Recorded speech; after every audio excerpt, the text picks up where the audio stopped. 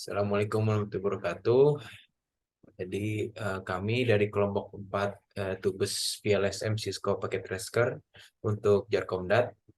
Kelompok kami ada Jurnal Fren Munte dengan NIM 110121038, Farhan Ahmad dan Putra Indratno 110121032, ada Akmal Febrian Vito Dianova NIM 11012100383, dan Muhammad Fadil Zahran 11012132253. Selanjutnya akan saya serahkan ke Vito. Untuk yang pertama yaitu topologi jaringan. Topologi jaringan merupakan sebuah cara menghubungkan satu komputer ke komputer lain.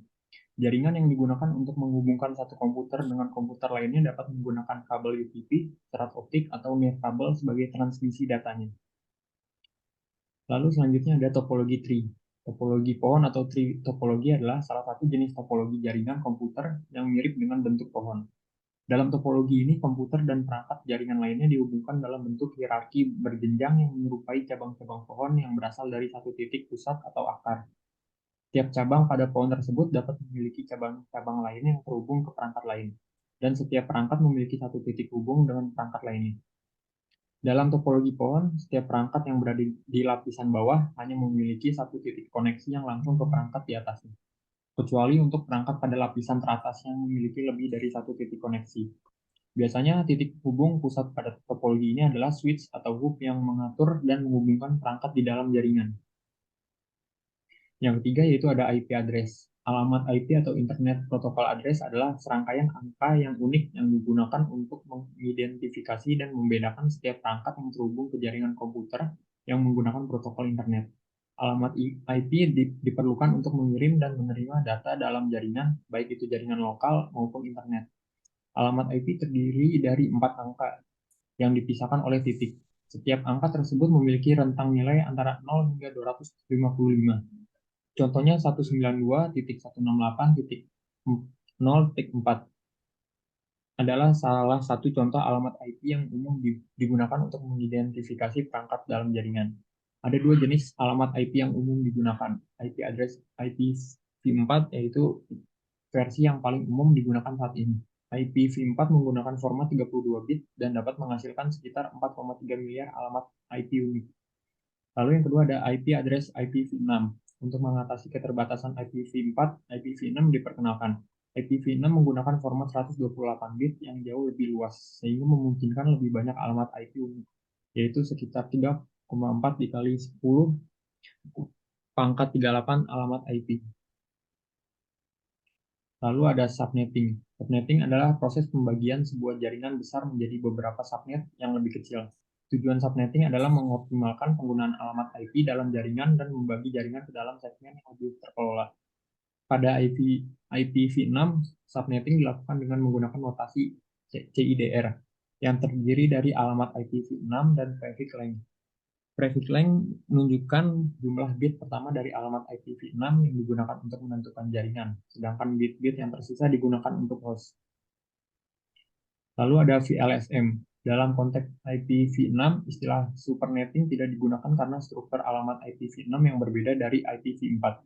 Supernetting pada IPv4 melibatkan penggabungan beberapa alamat IP yang berdekatan menjadi satu alamat yang lebih besar dengan subnet mask yang lebih pendek.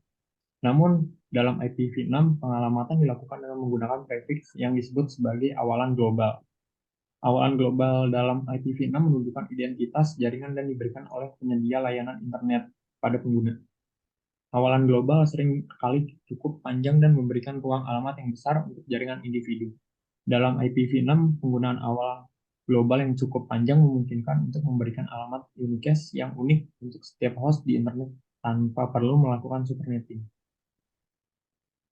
Berikut tabel VLSM untuk perhitungan topologi kami. Selanjutnya ada hasil screenshot pengerjaan di Cisco Packet Tracer dan akan dilanjutkan oleh Muhammad Fadil Zahran. Baik, untuk penjelasan bagian ping antar gedungnya, ping antar PC berfungsi untuk kita mengetahui apakah paket berhasil terkirim antar PC melalui gate yang berbeda maupun gate yang sama. Untuk caranya sendiri yaitu dengan membuka salah satu PC pada divisinya, lalu pilih opsi desktop dan pilih menu command prompt, kemudian masukkan komennya yaitu ping dan kemudian IP PC yang akan dituju. Nah, berikut adalah beberapa hasil screenshot dari hasil ping PC. Yang pertama itu ada di divisi A, PC 0, ngeping ke divisi B, divisi 3. Kita lihat di sini paketnya yang dikirim itu ada 4, dan yang terkirim itu ada 3, dan loss paketnya itu ada 1. Kemudian yang selanjutnya di divisi A, di PC 0, ngeping ke divisi C, PC 6. Paket yang dikirim itu 4, yang diterima 3, dan lossnya itu 1. Selanjutnya di divisi A, PC 0, ngeping ke divisi D di PC 10. Paket yang dikirim itu ada 4, yang diterima ada 3, dan lossnya itu 1. Kemudian lanjut lagi di divisi A, di PC 0, ngeping ke server. Paket yang dikirim itu ada 4, yang diterima itu 3, dan lossnya itu 1. Dan yang selanjutnya ada di divisi B, di PC 3, ngeping ke divisi A, di bagian PC 0-nya. Paket yang dikirim itu 4, yang diterima 4, dan lossnya itu 0. Masih di divisi B, di PC 3, ngeping ke divisi C, di bagian PC 7, yang dikirim 4, yang diterima 3, dan yang lossnya itu 1. Selanjutnya masih di divisi B, divisi 3, ngeping ke divisi D, divisi 10, paket yang dikirim itu 4, dan yang diterima 4, dan lossnya 0. Di divisi B, ada divisi 3, ngeping ke server, yang dikirim itu 4, yang diterima 4, dan lossnya 0. Di divisi C, ada PC 6, ngeping ke divisi A, PC 0, paket yang dikirim itu 4, yang diterima 4, dan lossnya itu 0. Di divisi C ada di PC 6, ngeping ke divisi B, ke PC 4, paket yang dikirim itu ada 4, dan yang diterima itu 3, dan lossnya 1. Kemudian lanjut lagi di divisi 3, di PC 6, ngeping ke divisi D, PC 10, paket yang dikirim 4, yang diterima 4, dan lossnya itu 0. Lanjut lagi di divisi C, PC 6, ngeping ke server, paket yang dikirim itu 4, yang diterima 4, dan lossnya 0. Kemudian saya lanjut lempar ke John. Selanjutnya di divisi D, PC 9, ping ke divisi 1, PC 1. Paket yang dikirim 4, yang diterima 4, dan paket lossnya 0. Selanjutnya divisi D, PC 9, ping ke divisi B, PC 4. Paket yang dikirim 4, paket yang diterima 4, dan paket lossnya 0.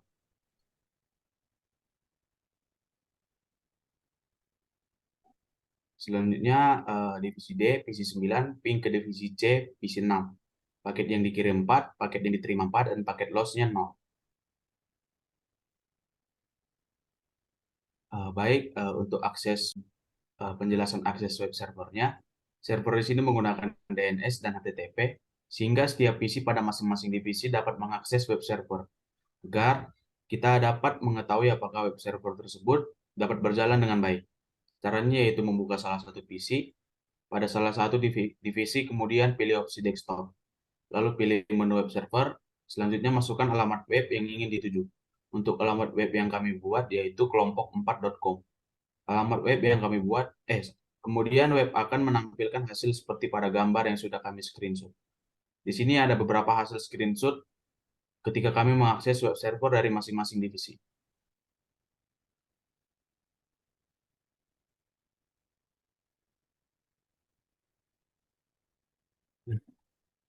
Ya, untuk penjelasan routing table sendiri berfungsi agar router mengetahui informasi mengenai jalur atau rute mana saja yang harus dilewati oleh sebuah paket data dan membantu router dalam melakukan konfigurasi dari alamat IP route. Langkah untuk menampilkan routing table yaitu klik router, lalu buka menu CLI, lalu masukkan komen enable, lalu enter, dan yang terakhir masukkan komen sh IP root. Di sini ada beberapa hasil screenshot ketika kami menampilkan routing table yang berisikan informasi rute mana saja yang dapat dilewati atau yang sudah terhubung untuk mengirim sebuah paket ke suatu tujuan.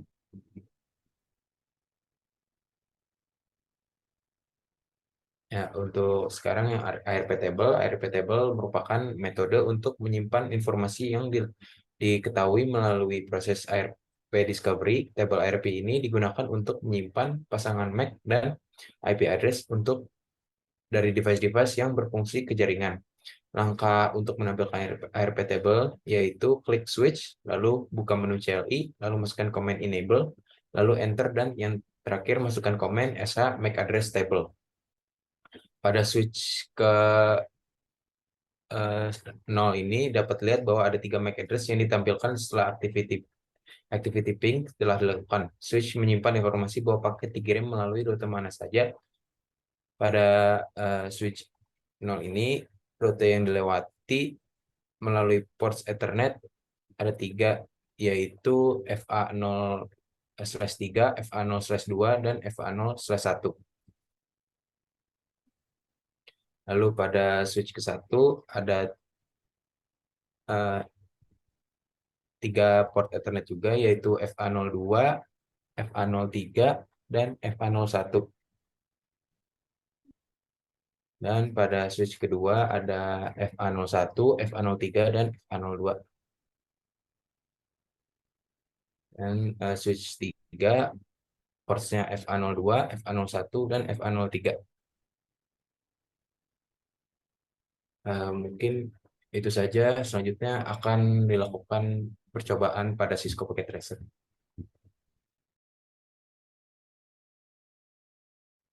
Oke, selanjutnya kita akan mendemonstrasikan topologi ini pada Cisco Packet Tracer. Untuk demonstrasi yang pertama yaitu kita melakukan ping dari semua divisi ke gedung yang lain. Langkah pertama yaitu kita dari divisi A pada divisi 0.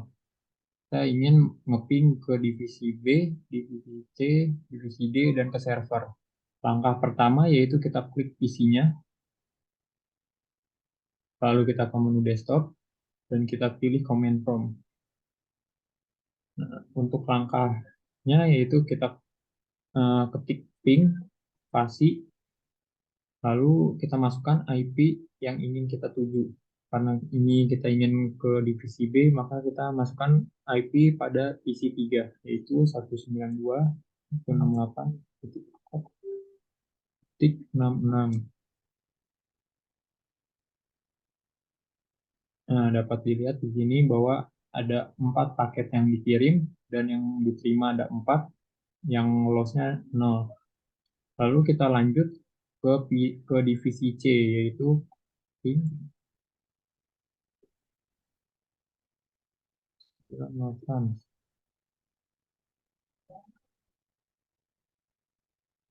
berhasil. Lalu kita ingin ke divisi D,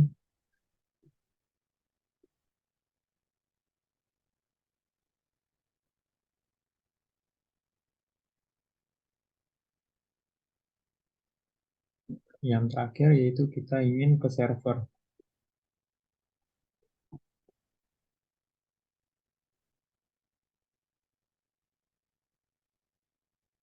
Nah, berhasil untuk yang divisi A.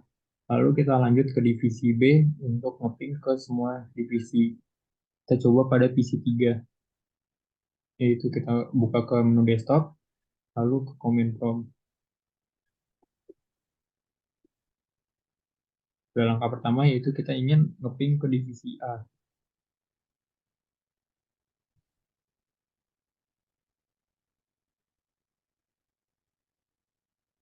Nah, lanjut kita ingin nge-ping ke divisi C.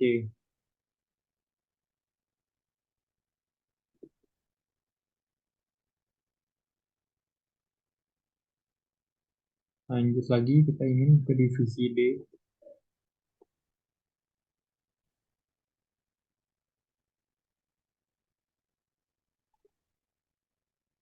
Dan yang terakhir ke server.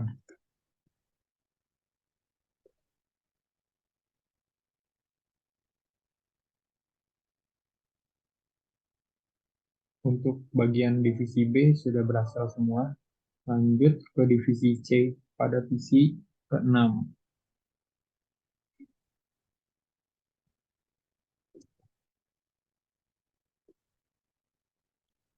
Kita ingin ngeping ke divisi A.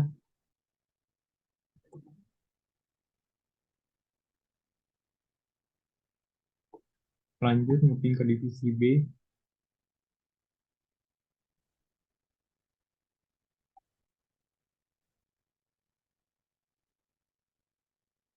Lanjut ke divisi D.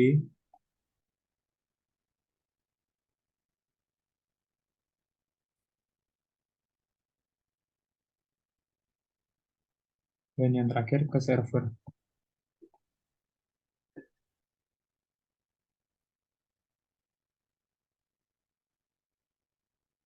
Nah, untuk demonstrasi yang terakhir yaitu kita demonstrasi ping dari server D.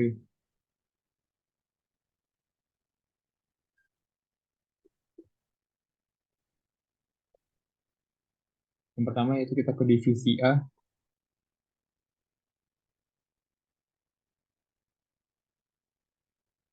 Lalu lanjut ke divisi B.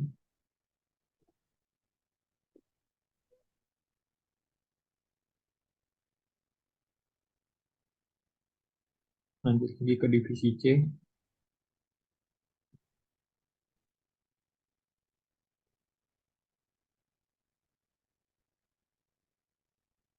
Dan yang terakhir ke server.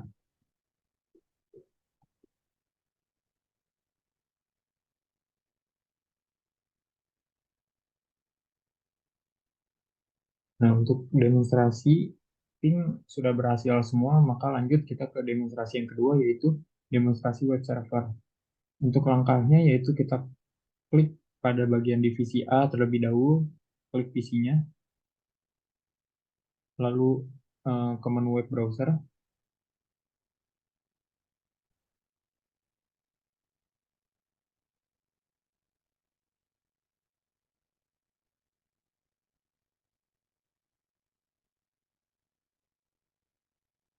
Kita masukkan URL di sini, diisi dengan web server yang sudah kita isi pada server.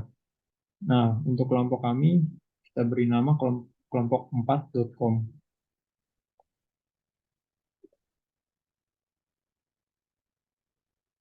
Jika sudah benar, maka tampilannya akan seperti ini. Dan untuk divisi A sudah berhasil, lalu kita lanjut ke divisi B. Langkahnya sama seperti tadi. Kita ke web browser.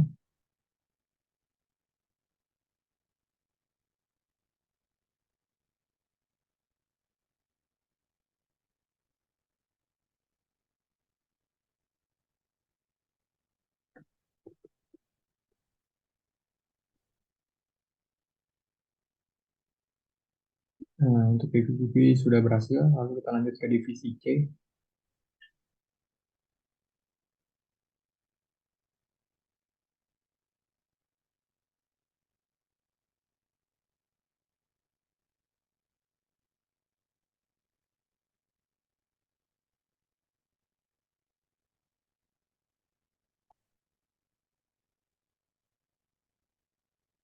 Divisi C sudah berhasil, dan yang terakhir pada divisi D.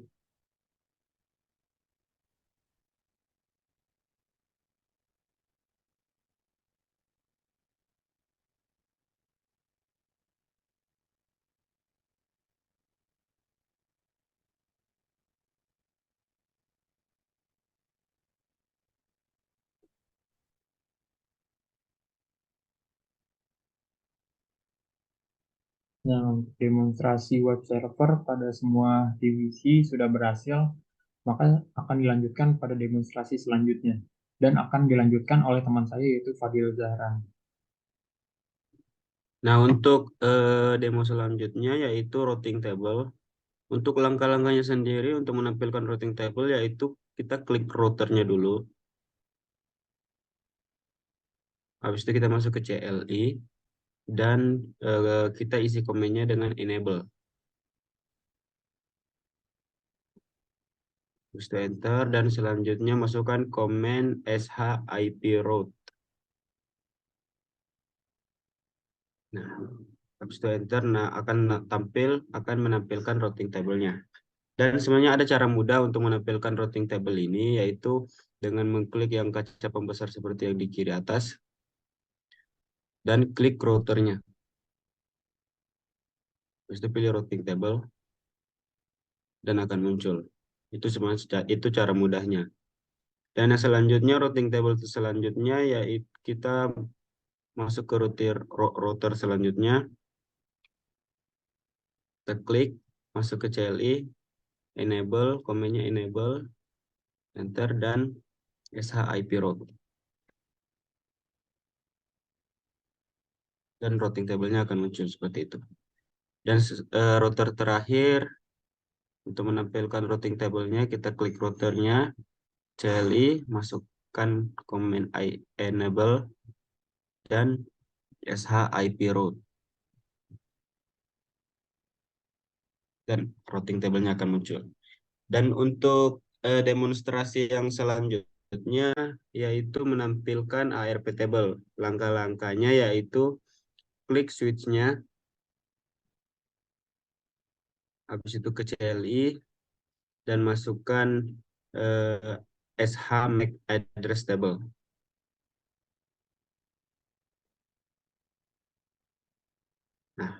Nah, di situ dapat dilihat bahwa ada 3 MAC address yang ditampilkan setelah activity ping telah dilakukan. Nah, pada switch 0, rute yang dilewati melalui port Ethernet yang pertama itu ada FA03, yang kedua itu FA02, dan yang ketiga FA01. Dan untuk switch selanjutnya di divisi B, sama seperti tadi langkah-langkahnya, masukkan SH MAC address table. Nah, seperti itu akan ada 3 MAC address. Yang pertama itu ada FA02, yang kedua FA03, dan yang ketiga FA01. Kita lakukan lagi yang ke switch selanjutnya. Sama seperti sebelumnya, langkah-langkahnya SH MAC address table.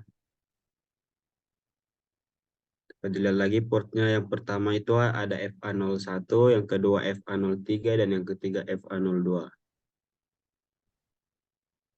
Dan untuk switch yang selanjutnya, sama seperti sebelumnya, masukkan komen SH MAC address table.